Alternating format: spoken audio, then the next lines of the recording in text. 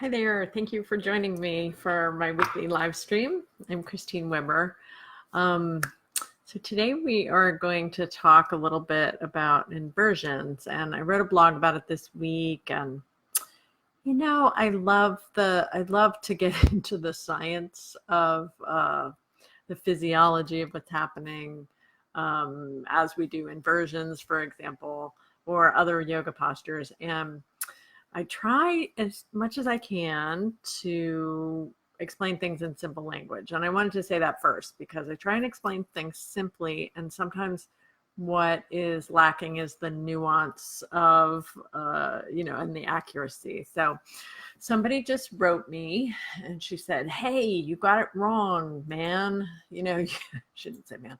She said, "You got it wrong." You said, and I so appreciate this. Thank you for writing. It was Kathy. Who wrote to me, and she said, you got this wrong. It's not accurate to say that the blood in your legs flows more easily when you're in inversions. And she's totally right, and I get that. It's not that because it's a closed system. So I understand that it's not the blood that flows. I really struggled over that sentence. So it's not that the blood flows more easily, but the blood pressure, what I should have said is that the blood pressure goes down in your lower legs at that time, because that is accurate. But so thank you, Kathy, for I just wanted to clear the air. Thank you for clarifying that. And it's, these are complicated mechanisms. So, if you didn't read my blog this week, please please check it out. It's about inversions. Mostly what I was talking about are the tales of inversion, bad inversion advice. And I don't want to perpetuate giving bad inversion advice. So I apologize for that.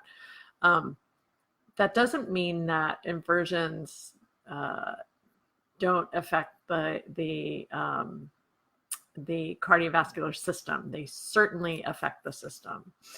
And we understand how they affect it by a response called the baroreflex. And the baroreflex is basically mechanoreceptors. So these are receptors that are in your carotid artery and also in your heart.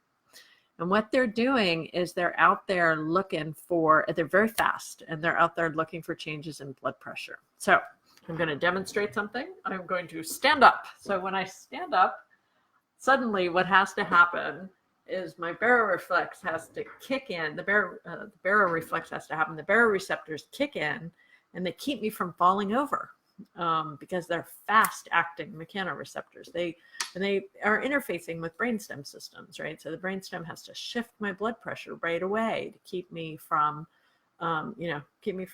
passing out.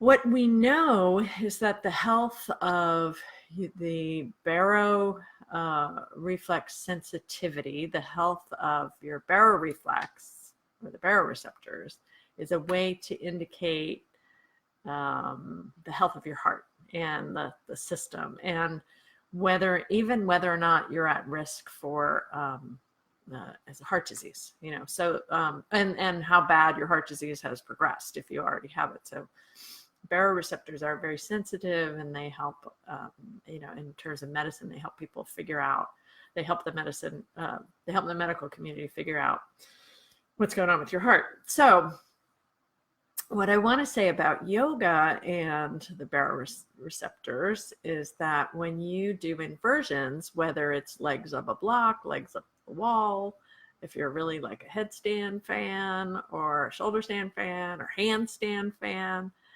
what you're doing is challenging those baroreceptors. And so the theory, we don't have any evidence on this, but the theory is that challenge the baroreceptors regularly and then create more resilience in the nervous system. So it's kind of exciting when you think about being able to, I said nervous system, in the cardiovascular system. It's kind of exciting to think about inversions as a way to improve cardiovascular health. And we don't have, like I said, we don't have any research or evidence on that, but that's the theory. And it's kind of, it makes sense to me because most adults are sitting or standing or walking, lying down, and then maybe occasionally like petting your dog and doing some doing some different kinds of movements. But in yoga, doing those inversions, that's just not like a normal adult activity to do an inversion. So when you're doing that, you're doing something that's unusual and potentially has a very positive effect on the system. So I love inversions. I love particularly legs up the block and legs up the wall are great inversions. I do think we have to be careful, particularly with headstands, but it could be any inversion. So I remember once I was working with a woman who was dealing with some heart challenges, and she was quite young. Actually, she was in her 30s and had some medication challenges and some health challenges. And anyway, we were doing, the inversion we did was legs up the chair. So quite a, we would consider that a simple inversion. And it initiated heart palpitations and feelings of pressure into her face. And so we stopped right away. So when you're dealing with those kinds of medical conditions, and that they typically, not always, but may show up in an inversion as, whoa, too much stress on the system. Because what happens, you go upside down, and now you are telling the nervous system, that the stuff that's communicating with the heart to the brain, you're telling that system blood pressure went up, right? So your blood pressure is going up, and your nervous system has to respond. It has to bring it back down. The way it brings back down basically is it puts its foot on the parasympathetic brake, the vagal brake it's called. So the vagal brake, your foot is always on the brake, by the way. Well, not always, but it's mostly on the brake. Your foot is mostly on the vagal brake. That's parasympathetic homeostasis. Until you need to get active, like you stand up, and then boom, the foot starts coming, not all the way, but it starts coming off the brake, because that's the way that my blood pressure is going to go up. So the sympathetic part of my nervous system takes over a little bit there. Then I do an inversion, and my body's going, whoa, high blood pressure, and put the foot on the brake, put the foot deeper onto the vagal brake, onto the parasympathetic nervous system. So these things are complicated, and I really try my best to explain them in simple ways and to understand them in simple ways. I'm not a scientist. I have a journalism background. So, I'm really interested in investigating this stuff, and I'm a yoga teacher, been a yoga teacher forever.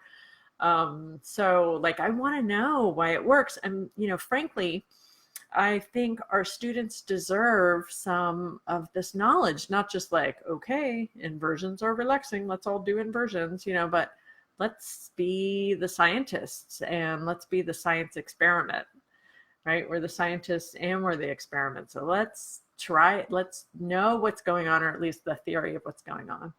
And then let's experiment and see if it works for us. So we can't make these assertions that, every person who does an inversion, every time you do an inversion, it's going to be relaxing. And for every person, they're going to be relaxed, because we just don't know what's going on in somebody's system. So I hope that's helpful in terms of having a little bit better understanding of why inversions are great, why you should do them. The blog I wrote this week was about dangerous inversions, actually, and some things that I've experienced in the yoga world. But that doesn't mean I don't like inversions. Actually, I think inversions are amazing, and I try to include them in my life. In fact, when I get off here tonight, I'm going to before we're going to have dinner with my family, and before dinner I'm going to make sure I do about 15 minutes or so of legs up the wall, or maybe legs up the block, because it's something that is so